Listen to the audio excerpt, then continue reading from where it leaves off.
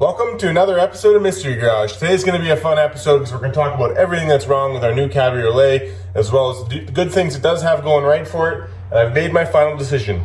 Today, at the end of the episode, I'm going to tell you exactly what I'm going to do in regards to this build. Are we going to restore it, or are we going to motor swap it anyway? So stay tuned for that. Let's jump into it.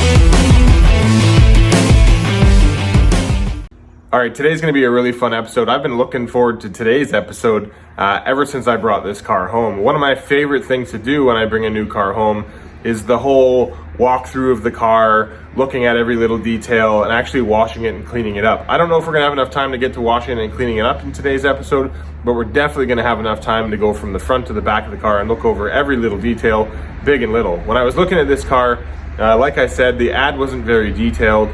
Even the owner who had owned the car at the time, who I bought it from, didn't know a ton about it. He actually, like I had mentioned in the first episode, actually had bought this car from a neighbor a couple houses down that was moving away, and it was sat in his garage for like 9 years. When the new owner bought it, he put it in his garage, not knowing a ton about it, and so when he listed it, that's when I found it.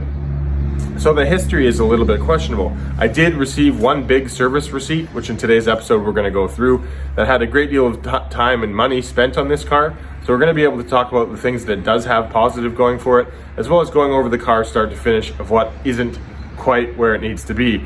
Something else I want you guys to keep in mind, and I have to remember myself as well, is even though this is a special edition, the AIGNER limited production car, a lot of the stuff on the car, with exception of some of the interior leather wrap parts, a lot of the stuff on the car is actually just standard Cabriolet stuff. So when we come across something that's broken or needs to be replaced because it's not tip-top quality, a lot of the stuff should be fairly easy to find. The EA specific stuff, like the interior work or the leather work or stuff like that, may be a little harder. For example, the head unit, again, that is a standard or a EA specific item, and it might be a little bit harder to find. I'm sure there are in some other models of Cabriolets in that year, so it might be relatively easier than something that's specifically EA, like a seat or a door card or something to that effect. But ultimately, as we go through this car, we're going to be able to make the decision of whether that is something that is specific to this model and the options it has, or it's Cabriolet standard. The Cabriolet standard stuff, again, would be easier to source. Just like the steering wheel, I made a little note there that the steering wheel on this car is incorrect to the model. But luckily enough, the leather wrap steering wheel, that particular steering wheel, is just a Cabriolet leather wrap steering wheel. There's nothing particular EA about it. It just is a standard for that year leather wrap steering wheel. So we should be able to find it out of other models from the same year.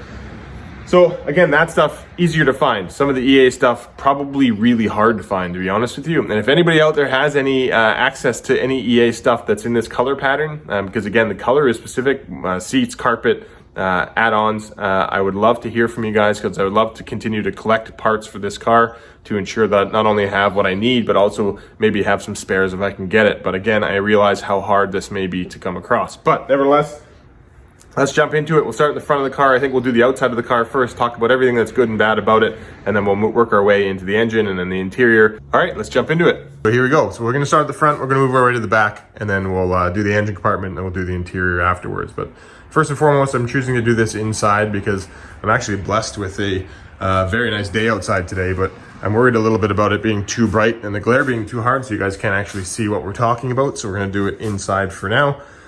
Anyway, like I had said, I actually haven't had the chance to go start to finish in the car. Obviously, when I looked at it, I did look at it in a decent amount of detail, but I didn't really focus on too much on what needs to get done.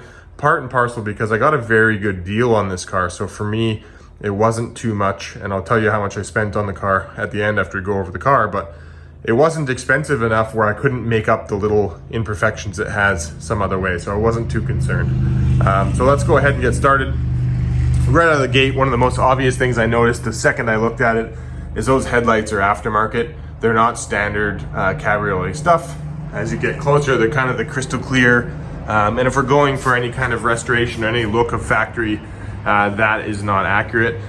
People were asking if this grille is correct. This grille is correct for the car, although at some point in time, probably to do the headlight swap, they've removed it and put, I don't know if you can see that, hardware store screws in there. That kind of stuff bothers me. I'm not a big fan of incorrect fasteners. You can see even on the side reflectors here, not necessarily correct. This one's actually even sticking out. So we're gonna have to find the correct fasteners for all of that. But don't worry, I got lots of parts for that kind of thing. Going around the car, believe it or not, even though the car is filthy, it is in relatively good condition. This paint can be easily restored for the most part. There is some scratches and things that I can probably fix, but I'm not too worried about the condition of the paint. There are some small imperfections, or a little bit bigger than small, but you can see the flare's got a big nick out of it, stuff like that. But overall, body condition is actually pretty good. It is just really dirty, and that might come from the fact that this car was stored inside in a garage for, you know, a third of its life. So that probably saved a lot of it. And this car is very rust free. There is only one place that I found any rust in the car whatsoever. And to be honest with you guys, I'll show it to you. It's right there, but it's very surface, because you're able to reach, when I pop the hood, you can reach under and feel just how deep that is.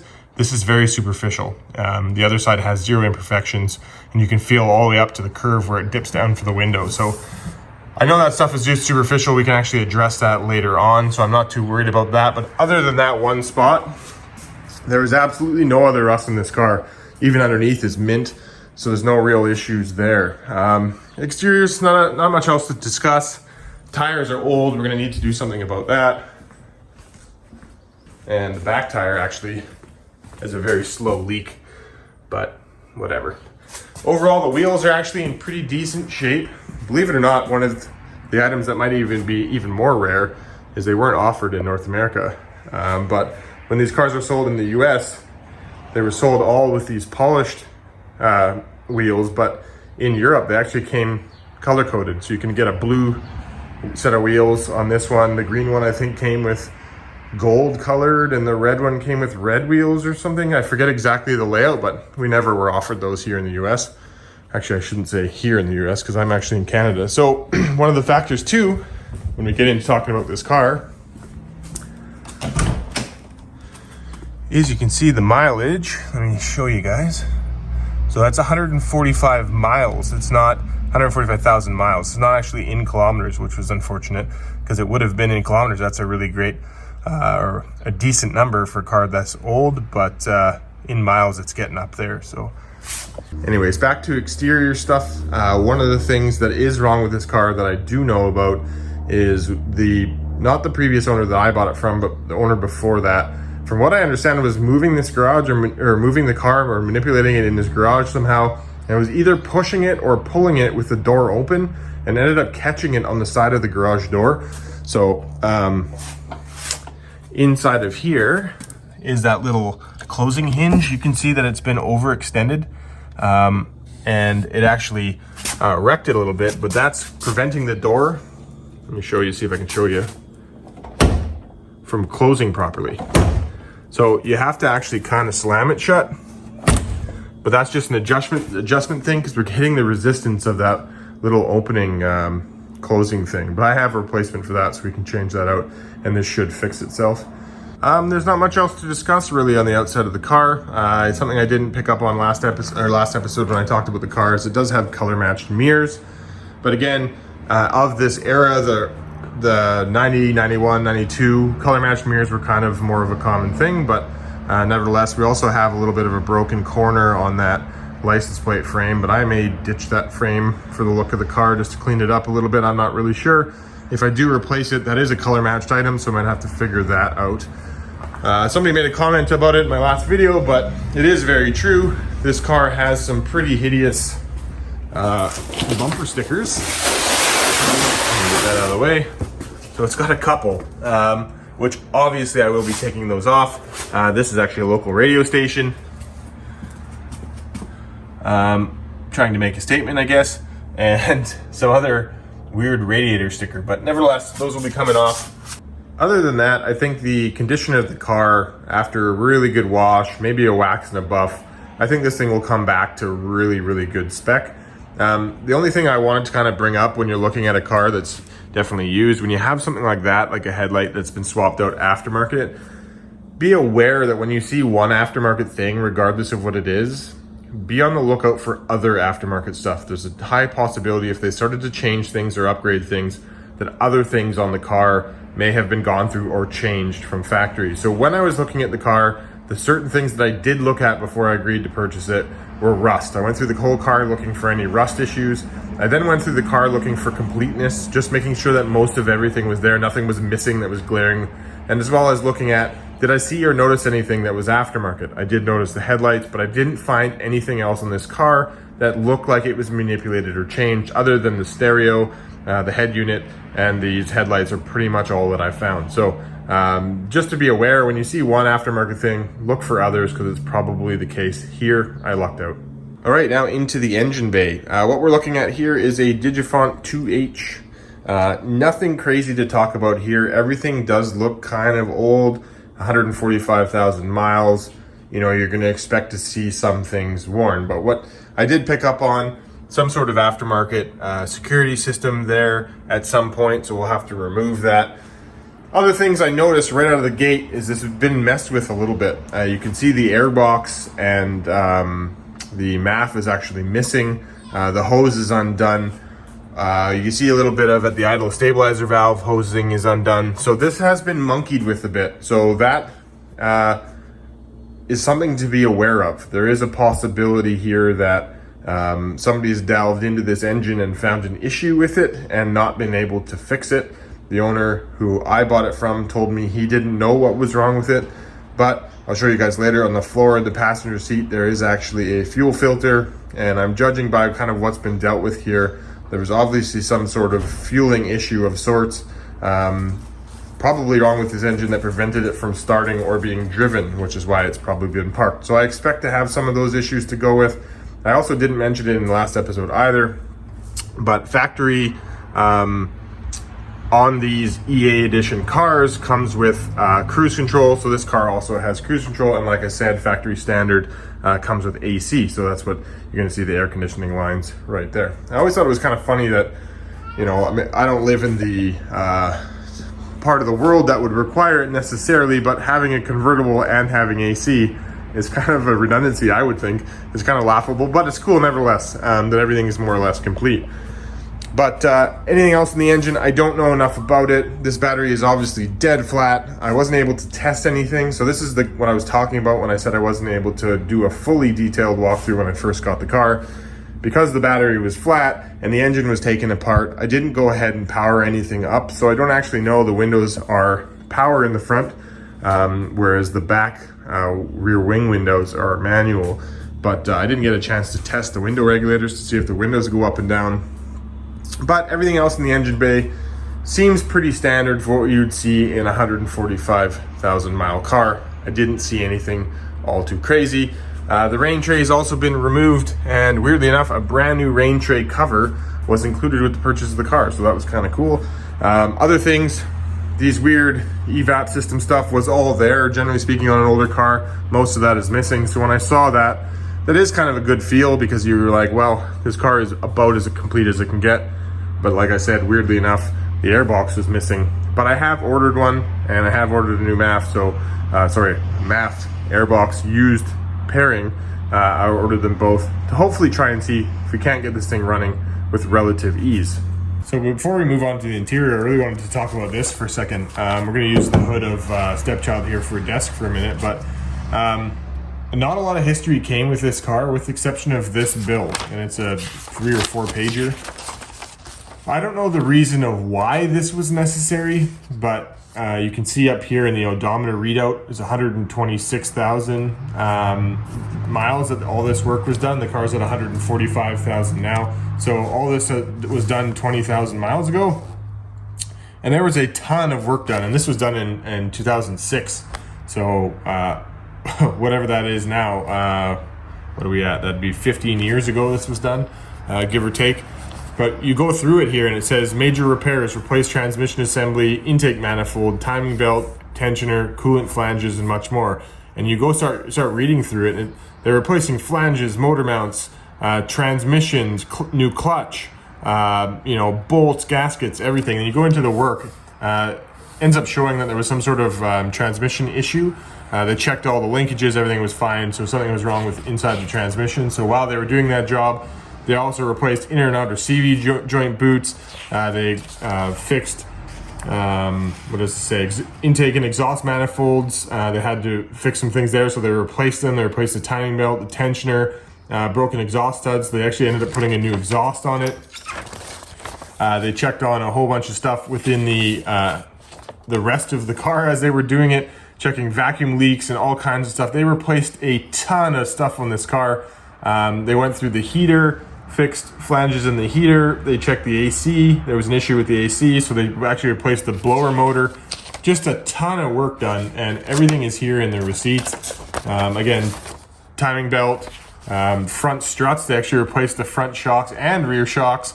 They replaced something with a daytime running light issue with a fuse or a relay. They replaced all that. They replaced all the bulbs on the car. And then they did a full exhaust system. So all in all, you can see they did literally almost everything mechanical has been gone through in this car and replaced with new or recent amount of work done on it. The total bill, you guys can see that, $8,715. What a crazy amount. The amount they spent on parts, $4,764 of parts added to this car 20,000 miles ago. You can see the labor amount was a great deal too, because they were obviously replacing the transmission. But what a cool find. Obviously this is a dealership invoice. The top section has been cut off, I think, for privacy reasons from the original owner. When he sold the car, he wanted to provide this, but didn't want to have all his information go along with it. So he cut it off. The owner I bought this car from had this from the previous owner and passed it on to me. And it says, obviously, reporting vehicle cannot go into a reverse gear. But it's funny, the age-old story of taking a car in for one job, if it won't go into reverse gear, and coming out at the end of the day with more or less a brand new mechanical car.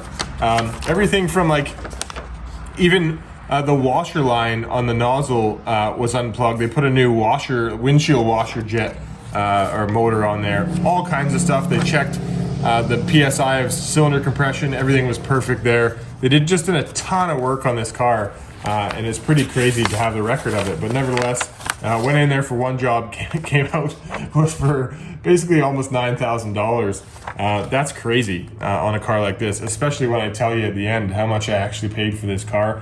It is mind-boggling, the difference between the two. So like I said, this car actually isn't running at the moment, but seeing that receipt and seeing all that work done on the suspension, the exhaust, new transmission, all that sort of stuff really is motivating me to, obviously this car drove out of the dealership because somebody wouldn't pay that much money and the car not be running. So obviously they drove it home and it ran for some given amount of time, obviously within that 20,000 miles, and then it stopped. So I don't know why it stopped, but it's motivating me to want to get it running, which is why I brought the extra parts, because if all that work was done, there's a lot I can benefit from just getting it out on the road and testing it and driving it and seeing how it is up to standard now. All right, so the interior. The interior of this car is where the most amount of work is going to be needed. This thing obviously needs a massive clean. I need to shampoo the seats and figure everything else out. Little things are broken on the car, like this adjuster on most of these seats doesn't actually move the seat forward and back. You got to reach your finger under there and pull little clamps up. So I want to repair all that. I want this interior to be absolutely as mint as humanly possible. Some of this I know is dust, but some of it is probably also sun fade. So I would like to try and address that somehow. If anybody knows in the comments of how you can kind of, I don't know how else to say it other than tire shine, for example, you can make an old plastic item look new again if you use something down the road of a tire shine. On these seats, I'm not saying I'm gonna use tire shine on the seats, but there must be a method to kind of bring the color back.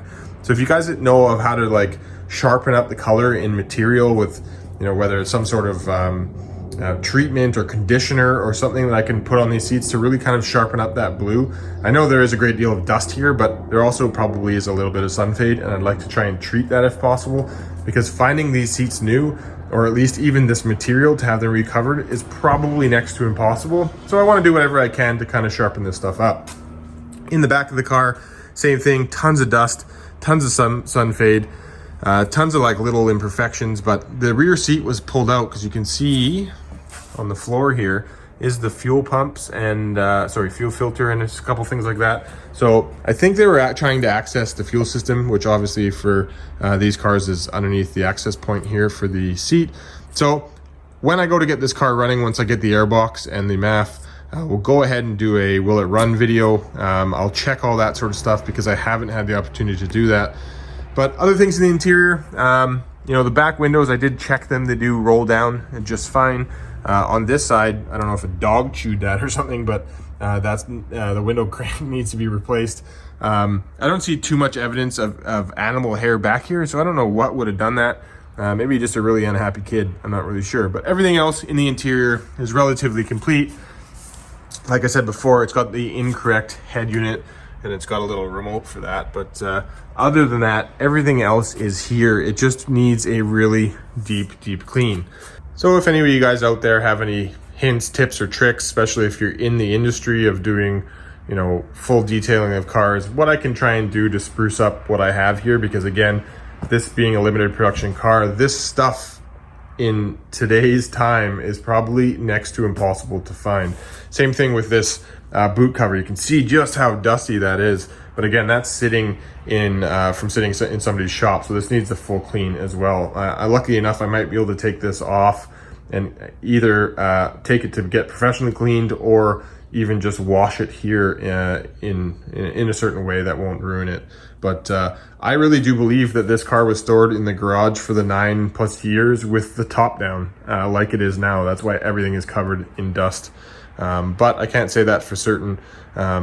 Anyways, the roof, the canvas top does have some cracks and stuff in it. More about like tears or rips rather than cracks, because it is a canvas top. It's not the plastic or the vinyl top. So I will need to source a new top. And from doing some research, those aren't as hard to find as any interior components would be. But nevertheless, it does need to get replaced.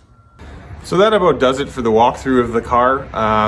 Mechanically, like I had mentioned, you know, there's a little bit of uncertainty with the mechanical part of it, but having that receipt and knowing that all that work was done, and I checked the VINs on the paperwork, everything's accurate. I actually even compared some of the items to the receipt on the car. So I went and looked at the exhaust, for example. I went and looked at, you know, the transmission and certain things. A lot of that stuff is brand new, like it said, well, plus 20,000 miles, but is in really good condition still. So I know that that work order is for this car. So I have the confidence there. I just need to really get the car running. Now on to what could be the most controversial part of today's episode, but I truly don't believe it will be, is a lot of you guys left feedback in last video about, you know, wanting to restore the car. Some of you said forget restoring it, go ahead and upgrade it.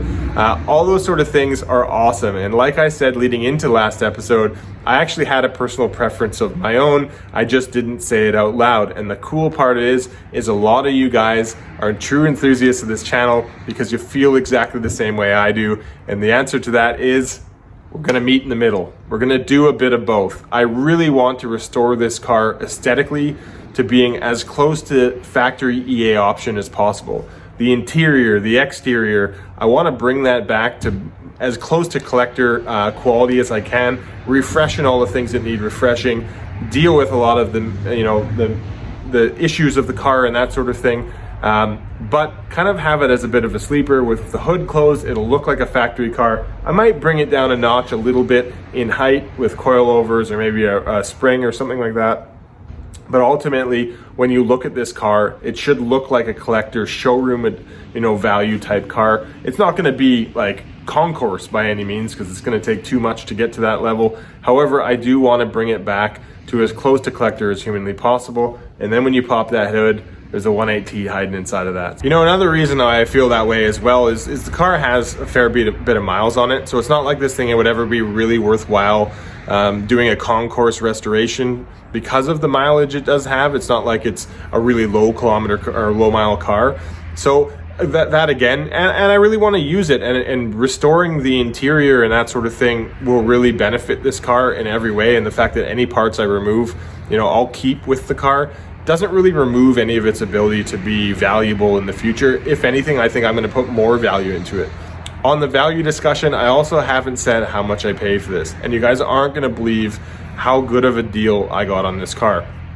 Whether you're a Cabrio fan or not, you have to be a Volkswagen fan, obviously, to be watching this channel. I only paid $900 for this car as it sits.